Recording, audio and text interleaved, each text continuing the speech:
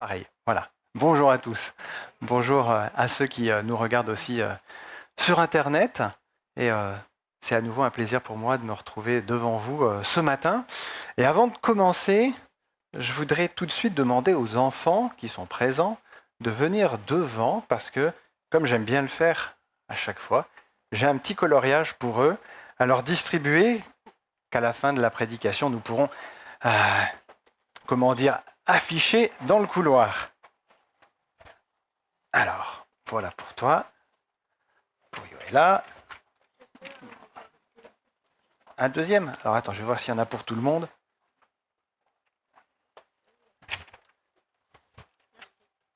Voilà.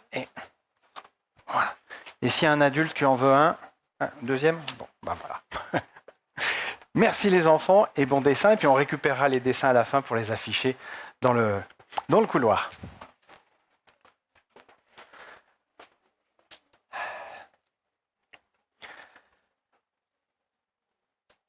Le Saint-Esprit est celui qui a inspiré la parole de Dieu. Et il est important, avant d'ouvrir la parole de Dieu, de lui demander sa présence, même si on lui a demandé d'être présent. Avant d'ouvrir la Bible, je vous demanderai d'incliner la tête, de vous prosterner, de manière à demander une fois de plus la puissance du Saint-Esprit dans ce lieu, pour que ce soit lui qui nous guide dans ce moment de partage. Tendre Père Céleste, nous voici réunis devant toi ce matin pour te louer, te rendre le culte qui t'est dû. Mais nous pouvons le faire sans que ce soit toi qui suscite en nous et le vouloir et le faire. Sans que ce soit toi qui ouvre notre cœur à la parole que tu as prévue pour nous ce matin. Seigneur, je suis un homme aux lèvres impures qui mérite le charbon de purification, afin que les paroles qui seront prononcées ce matin par ma parole soient celles qui viennent directement de toi. Ouvre nos cœurs, Seigneur, à cette parole, et que ce soit toi qui nous enseigne et qui nous édifie ce matin. Au nom et par les mérites de Jésus et pour ta gloire. Amen.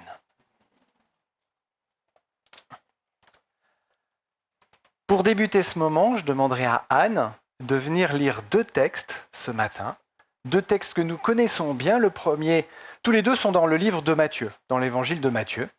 Le premier se trouve au chapitre 6, au verset 33, et le deuxième au chapitre 24 et au verset 14. Matthieu 6, 33 et Matthieu 24, 14.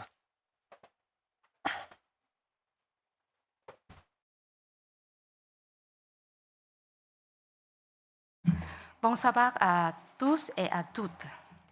Matthieu 6, verset 33. Cherchez premièrement le royaume et la justice de Dieu, et toutes ces choses vous seront données par-dessous. Et Matthieu 24, verset 14. Cette bonne nouvelle du royaume sera prêchée dans le monde entier pour servir de témoignage à toutes les nations. Alors viendra la fin.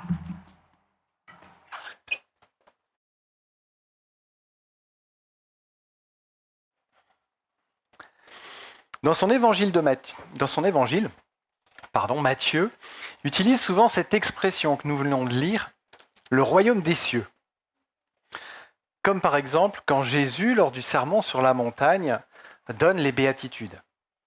Dans Matthieu 5, 3, il va dire « Heureux les pauvres en esprit, car le royaume des cieux est à eux ». Et ce qui est assez intéressant, c'est que dans la version parallèle du sermon sur la montagne et des béatitudes que Luc a retranscrit, l'expression est légèrement différente. Dans Luc 5, 20, l'évangéliste écrit « Heureux vous qui êtes pauvres, car le royaume de Dieu est à vous ». En fait, ces 2 expressions, royaume des cieux, royaume de Dieu, sont équivalentes. Matthieu écrit principalement à des juifs qui évitaient souvent de prononcer directement le nom de Dieu et employaient des périphrases comme des cieux. Dans Matthieu, Jésus va parler souvent du royaume des cieux, alors que les autres évangélistes utilisent généralement le royaume de Dieu, mais en fait, c'est la même chose. Jésus est en train de parler de l'accessibilité immédiate au royaume lorsqu'il en parle sur la montagne. Mais Jésus n'en a pas seulement parlé. Il n'a pas seulement fait que parler du royaume. Il a déclaré dans Luc 4, 43 qu'il avait été envoyé pour l'annoncer. Il faut aussi que j'annonce aux autres villes la bonne nouvelle du royaume de Dieu, car c'est pour cela que j'ai été envoyé. Il a aussi dit qu'il était proche. Dans Matthieu 4, verset 17, dès ce moment, Jésus commença à prêcher et à dire « Repentez-vous, car le royaume des dieux est proche, le royaume des cieux est proche. » Mais aussi, Jésus a dit qu'il était venu jusqu'aux hommes. Dans Matthieu 12, verset 28, il dira « Mais si c'est par l'Esprit de Dieu que je chasse les démons, le royaume de Dieu est donc venu vers vous. » Il a aussi dit qu'il était au milieu d'eux dans sa propre personne. C'est ce que nous retranscrit Luc, l'évangéliste, au chapitre 17 et au verset 20 et 21. « Le royaume de Dieu ne vient pas de manière à frapper les regards » et au verset 21, « Car voici, le royaume de Dieu est au milieu de vous. » Alors, qu'est-ce que c'est que le royaume de Dieu, le royaume des cieux ?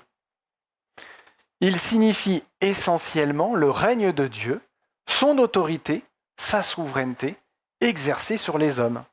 Et en fait, on retrouve déjà cette notion dans les prophéties reçues par le prophète Daniel. Si vous prenez avec moi Daniel chapitre 7, et les versets 13 et 14, Daniel 7, versets 13 et 14, il est écrit ceci. « Je regardais pendant mes visions nocturnes, et voici, sur les nuées des cieux arriva quelqu'un de semblable à un fils de l'homme. Il s'avança vers l'ancien des jours, et on le fit s'approcher, et on le fit approcher de lui. On lui donna la domination, la gloire et le règne, et tous les peuples, les nations et les hommes de toute langue le servirent. Sa domination est une domination éternelle qui ne passera pas et son règne ne sera jamais détruit. » Gardez la page dans Daniel chapitre 7, on va encore lire un verset. Le Fils de l'homme Jésus reçoit de Dieu ce royaume, cette autorité, cette souveraineté et cette domination. Et quelques versets plus loin, toujours dans Daniel chapitre 7, au verset 18, le prophète écrit « Mais les saints du Très-Haut recevront le royaume, ils posséderont le royaume éternellement, d'éternité en éternité. » Les saints reçoivent d'abord le royaume avant de le posséder. En fait, cela se passe en deux phases. Tout d'abord, recevoir le royaume, puis ensuite, le posséder. Dans les versets des évangiles que j'ai lus juste auparavant, nous voyons que Jésus est venu offrir le royaume.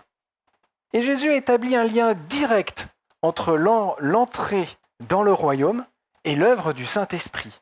Prenez avec moi l'évangile de Jean. Évangile de Jean, chapitre 3. Et nous lirons deux versets. Jean, chapitre 3, et le verset 3. « Si un homme ne naît de nouveau, il ne peut voir le royaume de Dieu. » Et le verset 5. « Si un homme ne naît d'eau et d'esprit, il ne peut entrer dans le royaume des cieux. » Jésus nous fait comprendre que l'esprit est la condition d'entrer dans le royaume des cieux, dans le royaume de Dieu. Il n'est pas simplement une appartenance extérieure à un peuple ou à une église. Notre nom sur un registre d'église ou notre simple profession de foi ne suffisent pas à faire de nous des sujets du royaume de Dieu. Recevoir le royaume signifie donc recevoir le Saint-Esprit. Le Saint-Esprit nous fait naître de nouveau. Il produit une transformation intérieure et fait de nous une créature nouvelle. Le royaume commence dans un cœur régénéré par la puissance du Saint-Esprit. Deuxièmement, posséder le royaume signifie que la présence du Saint-Esprit est visible dans nos vies. C'est la raison pour laquelle Jésus dit dans Matthieu 12, 28, le texte que je vous ai lu tout à l'heure, « Mais si c'est par l'Esprit de Dieu que je chasse les démons, le royaume de Dieu est donc venu parmi vous. » Jésus associe son ministère, accompli par l'Esprit, à la venue du royaume. Il devient visible lorsque le Saint-Esprit agit. Les délivrances, les guérisons, les conversions et les transformations morales sont des manifestations du règne de Dieu. Le royaume n'est donc pas seulement futur, le royaume de Dieu. Il est déjà présent là où l'Esprit agit. Posséder le royaume est caractérisé par le fruit de l'Esprit. Paul fait ce lien dans Romains 14, verset 17. Prenez avec moi Romains 14, verset 17. Car le royaume de Dieu n'est pas le manger et le boire, mais la justice, la paix et la joie par le Saint-Esprit. Le Saint-Esprit produit la justice, il produit la paix et la joie. Le royaume ne se manifeste pas dans les différentes pratiques de jeûne dont Paul parle dans ce chapitre. D'ailleurs, Jésus condamnait les pharisiens et leur jeûne. Non pas que le jeûne soit mauvais, comprenez-moi bien, mais c'est la transformation du caractère qui manifeste notre appartenance au royaume. L'expérience du royaume est donc premièrement spirituelle avant de devenir visible. L'intérieur transformé par le Saint-Esprit amène une transformation extérieure. Jésus le dit clairement dans les Béatitudes. Les citoyens du royaume possèdent des caractéristiques caractérielles que seul l'Esprit peut produire. Tout d'abord, la pauvreté de cœur dans Matthieu 5, 3. Reconnaître notre faillite morale, notre incapacité à nous sauver nous-mêmes et notre dépendance totale envers la grâce divine. Mais aussi la douceur dans Matthieu 5, 5. La pureté de cœur dans Matthieu 5, verset 8. Et l'amour des ennemis dans Matthieu 5, verset 44. Ces qualités correspondent totalement aux fruits de l'esprit décrits par Paul dans Galates 5, 22. Peut-être que vous pouvez les réciter avec moi. Le fruit de l'esprit, c'est l'amour, la joie, la paix, la patience, la bonté, la bienveillance, la fidélité, la douceur et la maîtrise de soi. Le royaume des cieux devient visible dans une vie transformée par l'Esprit. Mais la Bible nous informe que si le royaume de Dieu est déjà présent, il n'est pas pleinement manifesté. Posséder le royaume a une double réalité. Tout d'abord, l'instant présent. C'est naître dans ce royaume par l'Esprit, vivre sous le gouvernement de Christ. Ce n'est plus moi qui vis, c'est Christ qui vit en moi. Et être pleinement habité par le Saint-Esprit. Au futur, le royaume sera pleinement établi lorsque Jésus reviendra chercher ses sujets. D'ailleurs, lui-même le dit. Prenez avec moi Matthieu 25, verset 34. Matthieu 25, verset 34, où il dit ceci. « Venez, vous qui êtes bénis de mon Père, prenez possession du royaume qui vous a été préparé dès la fondation du monde. » Eh oui, le Saint-Esprit agit aujourd'hui comme un avant-goût du royaume à venir. Et Paul dit dans Éphésiens 1, les versets 13 et 14, que l'Esprit est un gage de notre héritage. En fait, pour faire simple, le Saint-Esprit, dans sa présence, est une condition sine qua non pour recevoir, entrer et posséder le royaume. D'ailleurs, l'apôtre Paul va le confirmer. Prenez avec moi Romains 8. Romains chapitre 8 et le verset 9. Romains 8, verset 9, où il est écrit « Pour vous, vous ne vivez pas selon la chair, mais selon l'Esprit, si du moins l'Esprit de Dieu habite en vous. Si quelqu'un n'a pas l'Esprit de Dieu, il ne lui appartient pas. » Et dans ce verset, il est vraiment important de comprendre ce dont Paul parle. Tout d'abord, il parle du fait de ne pas vivre selon la chair, mais selon l'Esprit. Si l'Esprit de Dieu habite en nous. Et c'est là que ça devient intéressant. Parce qu'en grec, le verbe habiter, ou encore demeurer, résider, suivant la traduction que vous lisez, est conjugué au présent de l'indicatif, ce qui exprime une action durable, continuelle, habituelle ou répétée. J'ai demandé à notre pasteur à la retraite la semaine dernière, de me confirmer cette notion. En fait, il m'a expliqué que le présent en grec a toujours une notion de prolongement dans le temps. Paul décrit donc une résidence actuelle et continue du Saint-Esprit. Cette permanence de l'Esprit de Dieu est ce qui permet de ne pas vivre selon la chair. Mais là, Paul, il enfonce le clou. Si quelqu'un n'a pas l'Esprit de Dieu, il ne lui appartient pas. Et la forme verbale, devinez quoi, c'est la même pour le verbe avoir. Au présent, qui exprime là aussi un état présent et continu. Paul parle ici de croyants dont la présence du Saint-Esprit est une réalité actuelle et permanente. Un état habituel, je dirais même une caractéristique de vie. L'apôtre Paul met l'accent sur l'appartenance actuelle et continue à Christ.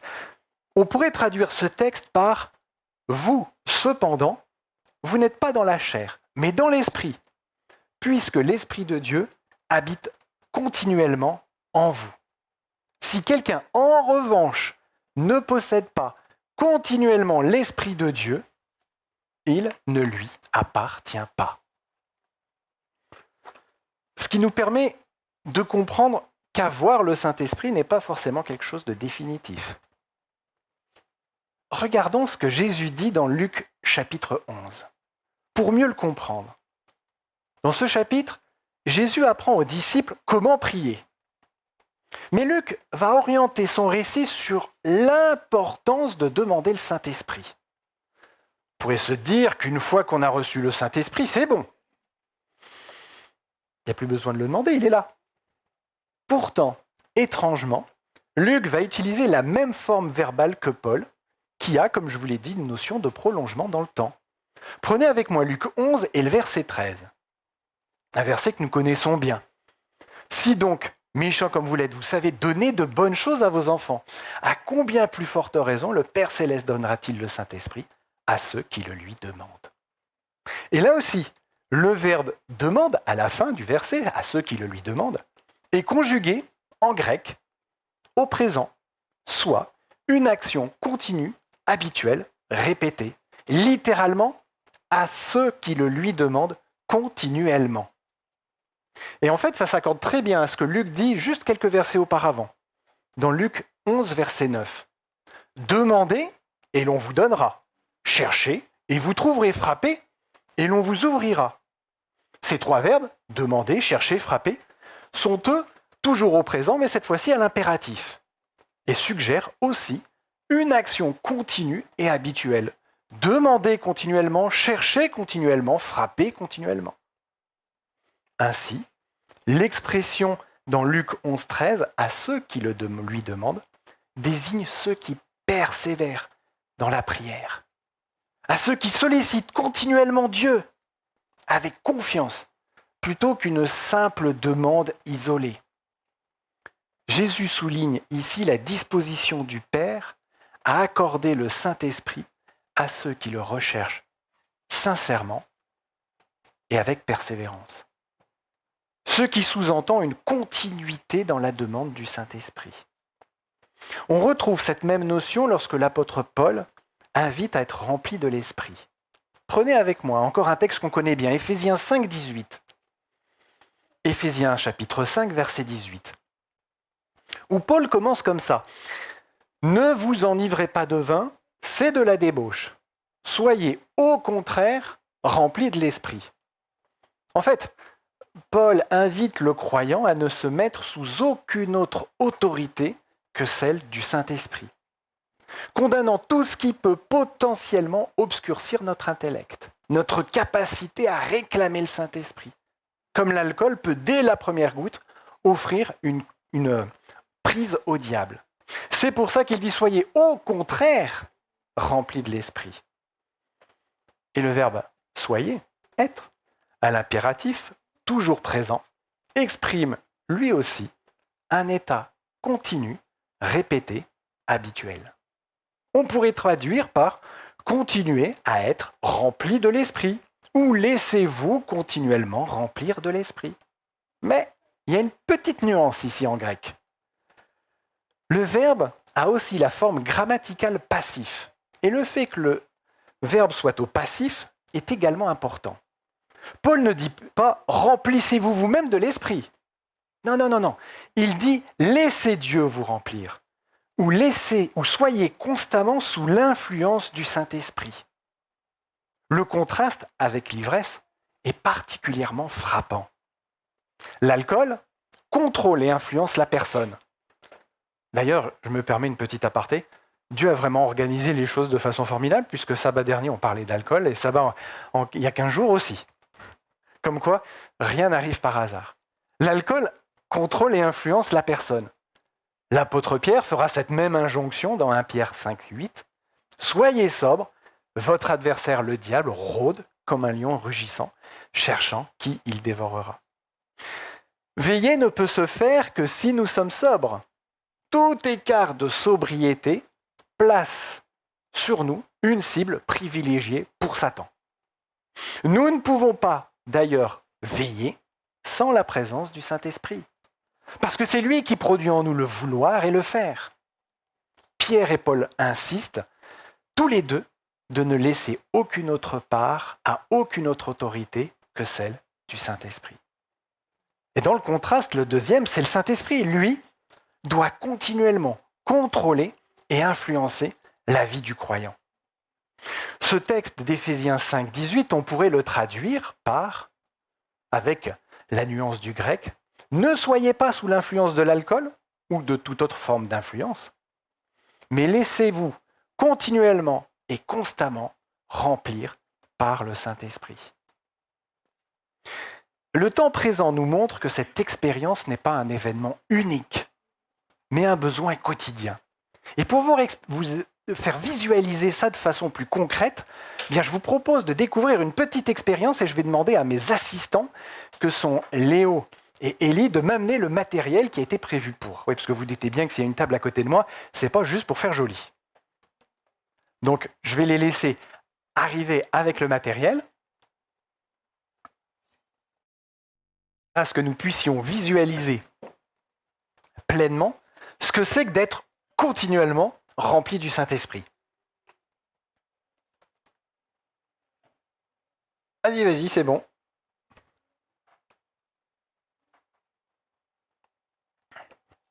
Alors vous m'excusez, il y a un peu de matériel. Le but, c'est de faire en sorte que tout le monde voit. Merci.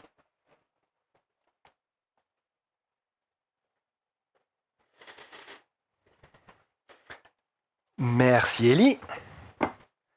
Et merci Léo. Vous allez comprendre pourquoi il y a tout ça. J'ai eu pitié de nos diacres et diaconesses.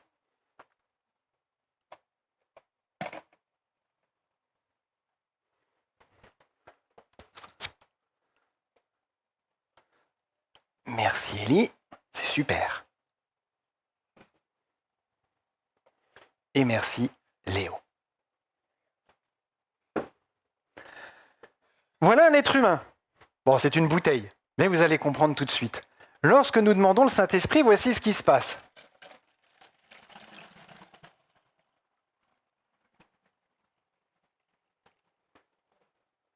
Mais le souci, c'est que nous sommes pécheurs.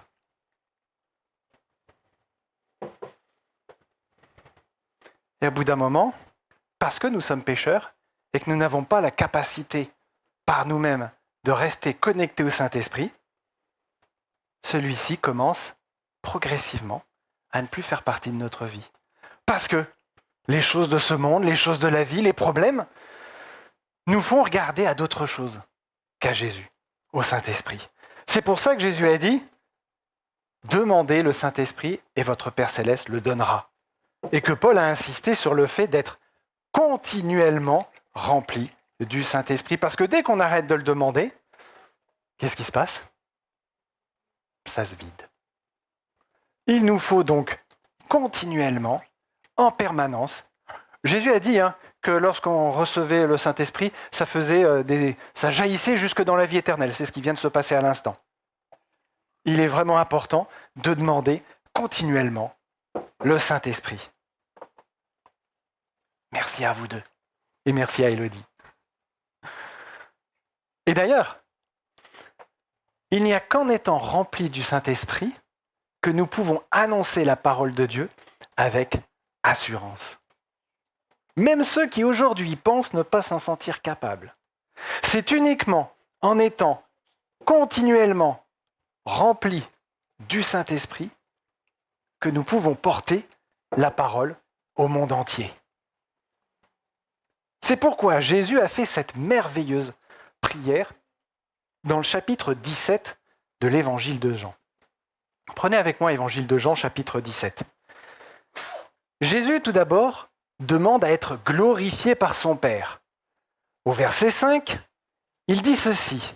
« Et maintenant, toi, Père, glorifie-moi auprès de toi-même, de la gloire que j'avais auprès de toi avant que le monde fût. » Puis il va prier pour ses disciples et pour ceux qui croiront en eux, qui croiront grâce à eux. Au verset 9 et 10, Jésus dit « C'est pour eux que je prie. Je ne prie pas pour le monde, mais pour ceux que tu m'as donnés, parce qu'ils sont à toi. Et tout ce qui est à moi est à toi, et tout ce qui est à toi est à moi. Et je suis glorifié en eux. » Et comment Jésus est glorifié en eux ? Paul a répondu à cette question dans Romains 8, 9 que nous avons lu tout à l'heure. Vivre continuellement et posséder continuellement l'Esprit de Christ. Et Jésus, dans Jean 17, va poursuivre au verset 20 à 23. Ce n'est pas seulement pour eux que je prie, mais encore pour ceux qui croiront en moi par leur parole, afin que tout soit un, comme toi, Père, tu es en moi, et comme je suis en toi, afin que eux aussi soient un en nous, pour que le monde croie que tu m'as envoyé. Je leur ai donné la gloire que tu m'as donnée, afin qu'ils soient un en nous, comme nous sommes un, moi en eux, et toi en moi, afin qu'ils soient parfaitement un, et que le monde connaisse que tu m'as envoyé, et que tu les as aimés comme tu m'as aimé. Moi, je trouve formidable la façon dont Jésus répète plusieurs fois le fait qu'il veut que nous soyons tous un en lui, parce que lui est un avec son Père. Il aurait pu le dire une seule fois, mais il l'a répété. En fait, Jésus nous donne sa gloire par son esprit, qui nous rend un avec lui, comme lui-même est un avec son Père. Et c'est ainsi que le monde saura et croira. Jésus, avant sa prière, a imagé cette unité avec lui au travers du cep de vigne et du sarment. Demeurer en Jésus par le Saint-Esprit pour porter du fruit, comme le dit Paul dans l'Épître aux Galates. De la même manière, demeurer sous-entend une continuité dans la présence du Saint-Esprit. C'est ce que Jésus dit dans Jean 15, 8. « Si vous portez du fruit, c'est ainsi que mon Père sera glorifié et que vous serez mes disciples. » Dans 2 Corinthiens 4, 6, Paul précise que ceux qui sont en Christ ont leur homme intérieur qui se renouvelle de jour en jour. Car c'est le Saint-Esprit qui nous renouvelle chaque jour. Mais encore faut-il le lui demander. Et Paul de dire quelques versets auparavant, dans 2 Corinthiens 4, au verset 6, « Car Dieu qui a dit, la lumière brillera du sein des ténèbres, a fait briller la lumière dans nos cœurs pour faire resplendir la connaissance de la gloire de Dieu sur la face de Christ. » Le but de Dieu, c'est de faire resplendir sa gloire à travers nous, par la présence de la présence de Jésus, dans la personne du Saint-Esprit, de façon continue dans nos cœurs. Et c'est lorsque le peuple reflètera Christ à l'image de Moïse, illuminé de la gloire de Dieu, que la terre sera éclairée de sa gloire, comme le précise Apocalypse 18, 1. C'est la raison pour laquelle Jésus, dans Matthieu 24, 14, nous dit ceci, le texte que Anne a lu au début. « Cette bonne nouvelle du royaume sera prêchée dans le monde entier pour servir de témoignage à toutes les nations, et qu'alors viendra la fin. » Nous avons vu que le royaume passe inévitablement par la présence du Saint-Esprit. Mes frères et sœurs, dans Matthieu 24, Jésus nous dit de ne pas nous laisser séduire. Il ne s'agit pas que des fausses doctrines, mais aussi de tout ce qui peut détourner notre attention, notre demande, notre recherche et notre demeure dans la présence du Saint-Esprit. Les guerres et les bruits de guerre, les catastrophes ne sont pas le signe du retour imminent de Jésus. Lui-même le dit au verset 6. gardez-vous d'être troublés, car il faut que ces choses arrivent, mais ce ne sera pas encore la fin. Le signe provient de l'annonce d'un royaume par ceux qui sont animés continuellement par le Saint-Esprit pour servir de témoignage au monde. Le signe provient des citoyens de ce royaume qui, par la présence permanente du Saint-Esprit en eux, reflètent la gloire de Dieu. C'est la raison pour laquelle Jésus a promis l'envoi de son Esprit pour accomplir cette mission. Vous recevrez une puissance, le Saint-Esprit survenant sur vous, et vous serez mes témoins. C'est le message des 3 anges, et particulièrement celui du 3e. Ces 3 messages des anges mettent en contraste la bête et le sceau de Dieu, ou encore Babylone et les saints.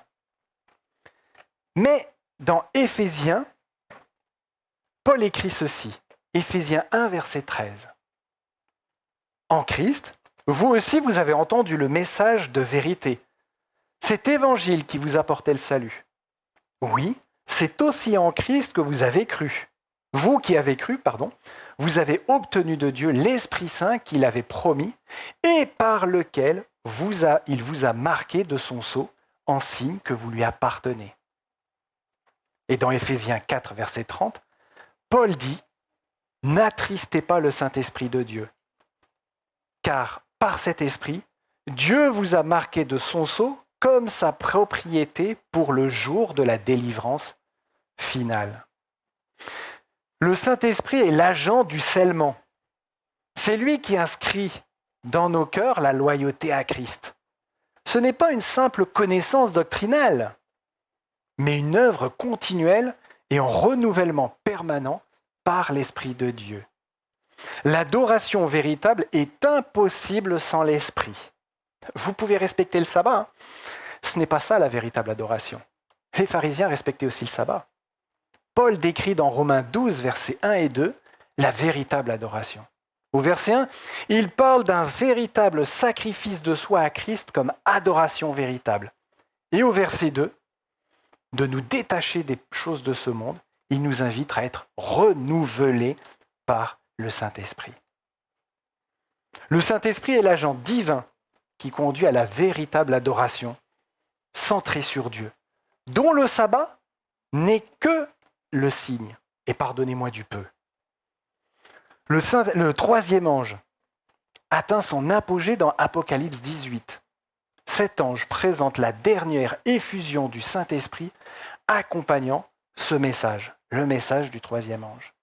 Mais pour en bénéficier, encore faut-il s'habituer continuellement à la présence du Saint-Esprit, au quotidien. Attendre la pluie de l'arrière-saison ne servira à rien pour celui qui n'a pas, dès à présent, cherché la présence continuelle du Saint-Esprit. Le Saint-Esprit donne la puissance nécessaire pour avertir le monde. Et il a 3 missions principales. Tout d'abord, convaincre, enseigner et transformer. Convaincre, car Jésus a dit dans Jean 16, 8, il convaincra le monde en ce qui concerne le péché. C'est ce qu'il fait en gravant la loi de Dieu dans notre cœur, nous rendant capables de garder ses commandements. Le 3e ange contient l'avertissement le plus solennel de toute la Bible. Seul l'Esprit peut toucher les consciences. Et ce n'est qu'en étant rempli du Saint-Esprit qu'on ne peut l'annoncer. Enseigner aussi, deuxièmement, car Jésus dit dans Jean 16, 13, « Il vous conduira dans toute la vérité. » Et c'est ainsi que nous avons la foi de Jésus, car nous nous laissons continuellement conduire par le Saint-Esprit. Et troisièmement, transformer, car Paul, dans 2 Corinthiens 3, 18, nous dit ceci. « Nous sommes transformés à son image, de gloire en gloire, par l'Esprit du Seigneur. » Le message du 3e ange ne vise pas seulement à informer, mais à transformer. C'est ça la bonne nouvelle du royaume. Le 3e ange prépare un peuple qui reflète parfaitement le caractère de Christ. Le but final du message du 3e ange n'est pas seulement d'éviter la marque de la bête, Le but est de restaurer pleinement l'image de Dieu dans son peuple. Et cette œuvre n'appartient qu'au Saint-Esprit. Le message du troisième ange est le contenu du dernier avertissement divin, tandis que le Saint-Esprit est la puissance qu'il écrit dans les cœurs, qui le proclame au monde à travers ceux qui se laissent convaincre, enseigner et transformer. Et le Saint-Esprit prépare un peuple à rencontrer Christ. C'est la raison pour laquelle Jean écrit dans Apocalypse 14, 12 les paroles du troisième ange. C'est ici la persévérance des saints qui gardent les commandements de Dieu et la foi de Jésus. Gardez les commandements. Eh bien, tout simplement parce que le Saint-Esprit nous convainc de ne pas les transgresser, puisqu'il grave ses commandements dans nos cœurs. Garder en grec est un verbe que l'on peut aussi traduire par observer, préserver ou encore maintenir fidèlement. Et nous sommes encore dans une forme verbale impliquant une continuité habituelle, une caractéristique de vie et de comportement. La bonne traduction, ce serait les saints qui gardent continuellement, ceux qui persistent à garder les commandements de Dieu et la foi de Jésus. Mais dans ce verset, le mot foi, pistis en grec, peut se traduire aussi par fidélité. Et c'est génial parce que le fait que pistis puisse signifier autant foi que fidélité va enrichir considérablement le verset. Dans le contexte du grand conflit, où Jean met en avance la persévérance des saints, il est difficile de réduire ce mot à une simple croyance intellectuelle. Le verset décrit un peuple qui garde continuellement les commandements de Dieu et demeure fidèle à Jésus en plaçant sa confiance en lui et en reflétant sa propre fidélité, en reflétant la propre fidélité de Jésus à son Père. Et nous avons vu que c'est uniquement par la présence du Saint-Esprit que cela est rendu possible. Cette compréhension s'accorde merveilleusement et harmonieusement avec l'ensemble de l'Apocalypse. Le reste du peuple est reconnu non seulement parce qu'il croit, mais aussi parce que la loyauté inébranlable qu'il manifeste envers Dieu et envers l'agneau, il la garde jusqu'à la fin. Il n'y parvient pas par lui-même. Jésus nous a dit dans Jean 15,5, « Sans moi, vous ne pouvez rien faire. » Mais Jésus n'étant plus là, c'est par son esprit, le Saint-Esprit, que cela est rendu possible. Paul, dans Galates 5, 19 à 21, va décrire tout ce qui empêche d'hériter le royaume de Dieu, tout ce qui provient de la chair. Et au verset 21, il va dire « Ceux qui commettent de telles choses n'hériteront pas le royaume de Dieu. » Et juste après, au verset 22, il explique comment hériter le royaume. Mais le fruit de l'esprit, et nous l'avons lu tout à l'heure. Par la présence continuelle du Saint-Esprit, celui-ci va produire un fruit abondant. Et là, il y a vraiment un parallèle très important et très intéressant que l'on peut faire. Le royaume des cieux est établi dans le cœur du croyant par la présence continuelle et renouvelée en permanence du Saint-Esprit. Le message du troisième ange prépare les croyants à l'établissement visible et définitif de ce royaume lors du retour de Jésus. Jean 3 montre comment l'Esprit de Dieu fait entrer l'homme dans le royaume. Apocalypse 14 montre comment ce même esprit prépare les citoyens du royaume pour la crise finale et pour l'avènement du roi. La mission du Saint-Esprit s'étend ainsi de la nouvelle naissance jusqu'à la préparation finale de l'Église pour le retour de Christ. C'est donc une vie habituelle, continuelle avec le Saint-Esprit qui nous permet de craindre Dieu et de lui rendre gloire, qui permet de fuir Babylone et de faire le bon choix par le Saint-Esprit, en étant continuellement obéissant, fidèle et en vivant la même vie que Christ par la foi. Le message du troisième ange a été résumé par Paul dans cette simple phrase. Galates 2,20. Ce n'est plus moi qui vis, mais Christ qui vit en moi. Et c'est lorsque Christ vivra continuellement en nous que nous serons aptes à révéler son royaume au monde entier par une gloire divine qui illuminera la terre. C'est à ce moment-là que viendra la fin. C'est à ce moment-là que viendra la fin, car l'ennemi, en réaction, voudra mettre à mort ceux qui sont fidèles. Vous savez, cette abomination de la désolation. En voulant, en réaction à ceux dont Christ demeure en eux, lui, de son côté, demeurer dans le cœur de ceux qui n'ont pas pris l'habitude de vivre en continu avec le Saint-Esprit. Comme le serviteur méchant, comme les vierges folles, comme le serviteur avec son talent enfoui, parce qu'il a éteint la puissance du Saint-Esprit en lui, en ne s'y nourrissant pas continuellement.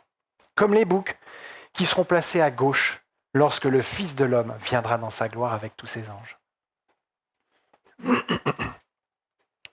Mes frères et sœurs, qu'importe ce qui se passe dans ce monde. Je ne dis pas qu'il ne faut pas s'y intéresser. Mais notre priorité est la recherche constante du Saint-Esprit. Sinon, comme les vierges folles, nous serons démunis. Notre priorité est de demander et de chercher en continu l'Esprit Saint, de marcher par l'Esprit Saint, de vivre par l'Esprit Saint, comme le faisait Enoch. Est-ce que vous voulez rentrer à la maison?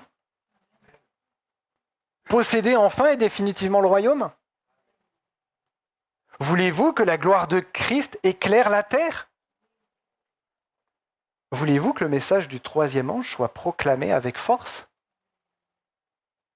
Voulez-vous que la bonne nouvelle du royaume soit prêchée dans le monde entier pour servir de témoignage? Alors il est temps de demander individuellement et collectivement chaque jour au Saint-Esprit de nous posséder. Il est temps de vivre une conversion nouvelle chaque matin. Il est temps de recevoir un nouveau baptême du Saint-Esprit jour après jour. Il est temps de mourir à soi-même chaque fois que nous nous réveillons et à chaque instant de la journée.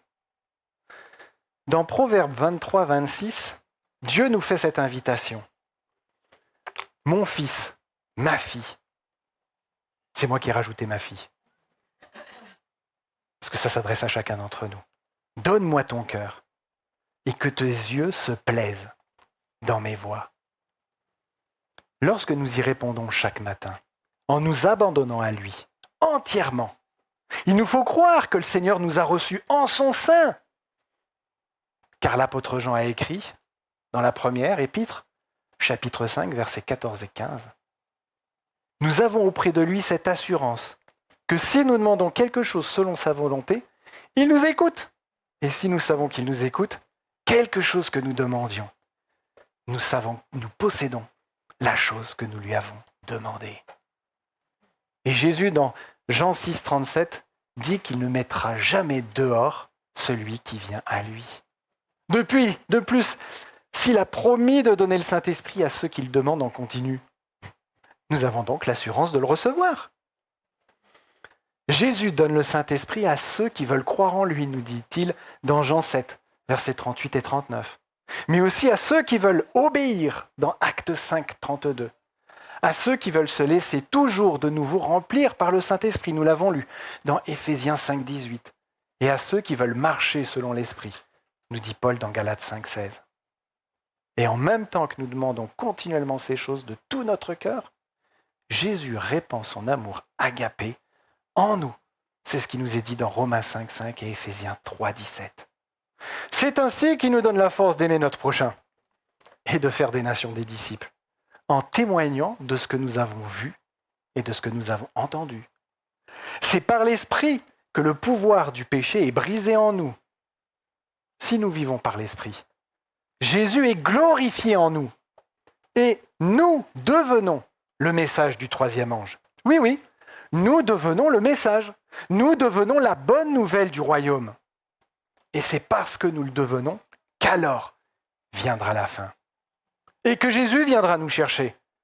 Car Jésus vient chercher un peuple qui est devenu la bonne nouvelle, qui est devenu l'évangile, et pas seulement un peuple qui l'annonce. Que le Seigneur fasse de nous le message du troisième ange. Que le Seigneur fasse de nous la bonne nouvelle du royaume. Que le Seigneur suscite en nous le besoin permanent de la présence continue du Saint-Esprit pour ce faire. Amen. Pour terminer, je vous invite à vous agenouiller et nous prierons justement pour demander dans nos cœurs la présence continuelle du Saint-Esprit.